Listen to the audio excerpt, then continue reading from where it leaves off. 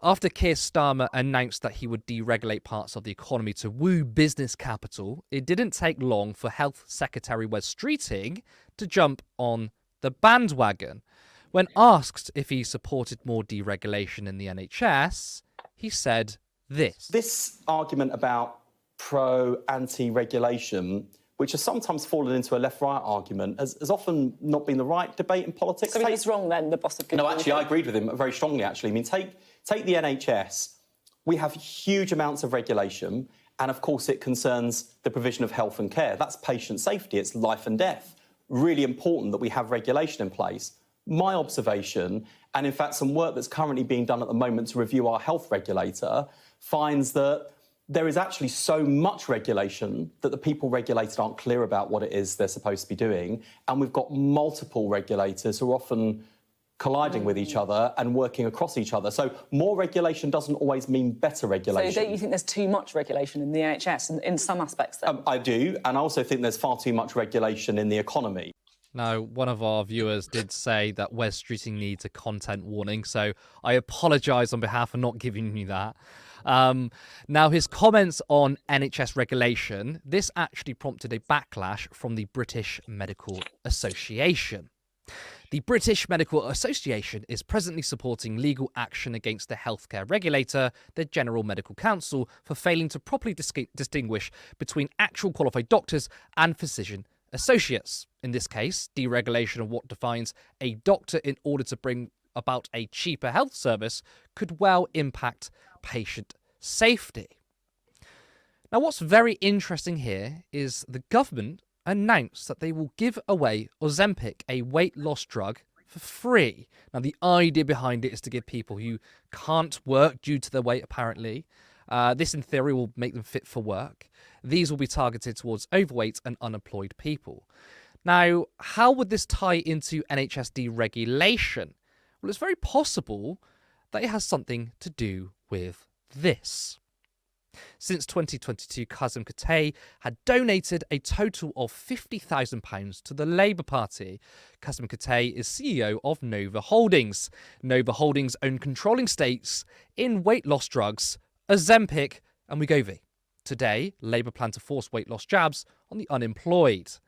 So, is there a correlation between Wes Streeting personally taking hundreds of thousands of pounds from private healthcare firms and coming up with the ideas to give away drugs meant for diabetes for weight loss, and now coming out in support of NHS deregulation? The connection is hard to ignore.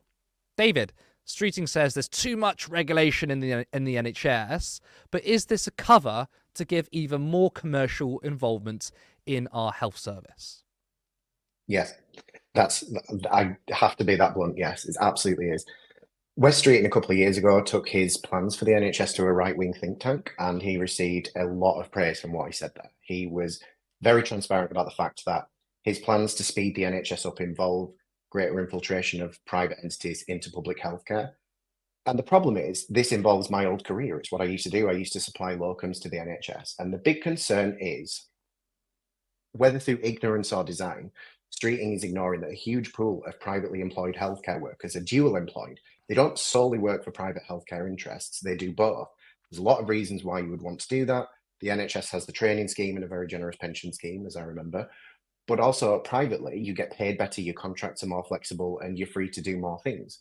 So the problem isn't that, like, Streeting's trying to sell his plans as like access to this, secret cavern of healthcare-ness that's just not there, because a lot of the people that staff it actually also work in the NHS. And what's going to happen with those people is he's going to force a choice to work more with private entities and actually lower the capacity of the NHS, because they'll be over there seeing people privately at a premium that we will pay because it's free at the point of use, instead of seeing people in the NHS by dealing with the contracts that they had forced on them in 2015 by Jeremy Hunt. Now, obviously, he was saying in that clip there that there's a lot of regulation that gets in the way of providing healthcare. Do you think there's anything to the argument that some regulation is a burden? Or is this complete nonsense? Because I'm sure there are a handful of regulations that do not make sense whatsoever. In fact, may even prop up the private involvement in the NHS. I mean, as someone who's worked in the NHS, is this something that you agree with? Is this something that you think there may be some forms of regulation that should be scrapped? Absolutely. You know, that one of the things that I found really frustrating when I was recruiting, I used to recruit locum consultant and specialty doctors for specific positions for the LTHT trust. And there are regulations in place that make it incredibly costly, time consuming, stuff like that. And if that's the kind of deregulation we're talking about, that's just a common sense modernization of an NHS that's existed in a very similar form for a long time. But is that what we're talking about? And it's this murky lack of transparency that Labour is really typified by in this new form that really annoys me, because you have him saying we need to deregulate the NHS and not giving us any clue, but alluding to private bodies. You have Rachel Reeves talking about deregulating the building industry. And what are we talking about here, Rachel? Are we talking about moving away from the regulations of the EU with the environmentally friendly toilets? Or are we talking about moving away from things that make housing generally less green? We need specifics, so we can't make a judgment, and it's also position. But because of the lack of trust in Streeting as a person, because he's frankly on a personal level obnoxious, but also has worked with a lot of right wingers and is receiving praise from ex-conservatives, it's concerning, and we're allowed to question these things. And I think until they're more open, we're going to keep asking these questions. I mean, it's exactly that, because if someone were to make that argument, the argument in and of itself isn't particularly bad. Some regulation probably could be scrapped. But again, as you just pointed out, it's Wes Streeting in particular that we don't trust. And that brings me on to Ozempic, because we know that Wes Streeting has taken hundreds of thousands of pounds from private healthcare companies. The Labour Party has too. So it's him that we don't trust. And when he says NHS reform or remove regulations, that to me is a euphemism for more private involvement. I do want to ask you about Ozempic, though. This is the government's new idea to get people back into work. And if you ask me, this feels incredibly depressing and dystopian. What are your thoughts on that? I've read quite a lot of articles about it because there was a lot of supposition around what it meant. The way the articles were framed was it was really dystopian, like obese, unemployed people to be forced on Ozempic. I went to the hospital last week, and I'm classed as obese, and I'm a little bit like, could I just possibly? But the thing to bear in mind is it's a small scale scheme. It's 5,000 people over 5 years who have opted into this scheme to try this weight loss drug to see if it does have an effect, because there is a supposition that there's a link between the two. And if that was all that it was, I think it's fine. I also saw people saying, oh, so we have to scrap the winter fuel payment, but we can afford this. My concern is we're being paid by, I can't remember the name of the company, is Eli Lilly that produces the drug. We're being paid £271 million to run this scheme, which just feels a little bit unclean. If I understood more about why this has been decided to be a thing that we'll do, then I'd probably be a little bit more open to seeing what comes of it. But I just feel a bit wrong about it all. I mean, I think the issue here is that it might not be the issue with Ozempic itself. I've seen a lot of people kind of, raise the alarm on it. There may be a few people who are probably overstating how bad this could be for you. I'm more interested in why, because first of all, you just noted there that we're being paid to trial it out. Now, why would they do that? Why would private healthcare companies go out of pocket to do this if they see this as a return on investment? I'm not necessarily against any forms of trials. We kind of need that in healthcare. It makes me very uncomfortable that a private company wants to trial this through a health secretary who was very open to privatization. He once said that we should open the floodgates to privatization in the health service. So to me, this looks like a profit-making capitalist machine. Now, that doesn't mean that the CEO of the company is sat in a dark room going, how can I milk money off people? It's not really how it works. That person generally might want to help people, but the system itself is the problem. This is what worries me about it. And another angle on this, which also worries me, is that it feels like this is demonizing the working class or people who are struggling to get into work, and especially equating people with weight issues, it's kind of saying they're lazy. So I want to ask you about that, not necessarily the drug itself, but the implication or even the message here. And that is also coupled with, I believe it was Liz Kendall, who is pension secretary or DWP secretary, who even suggested the idea that we could actually have people coming to hospitals and do sort of work training and build up CVs whilst people are in hospital. This to me feels very dystopian in that way from this Labour government. So I do want to get your reaction to that.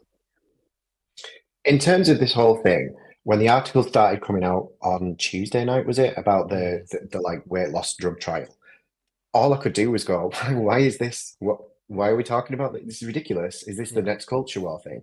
And as soon as the next story dropped the next morning about, maybe people that are mentally unwell will get visits from like job advisors in hospital, and Liz Kendall saying there's some small trials that we have no evidence of, I thought, that's what it is. There's some kind of demonization of non-working people. So I looked into it, and in the background, what's really happening is there's a think tank that's released kind of a dossier of what they think is going to happen over the next decade, and it looks like the welfare state budget's going to balloon, and some of that's attributed to people that are economically inactive, which they aren't, because when people buy things, money goes into the economy. Precisely. But they're trying to demonize these people. They want to force them into work, because ultimately the problem is the welfare state's ballooning. And the reason the welfare state's ballooning is because we have a country that's aging out of work. There's not enough people going into it because there's not many people having children.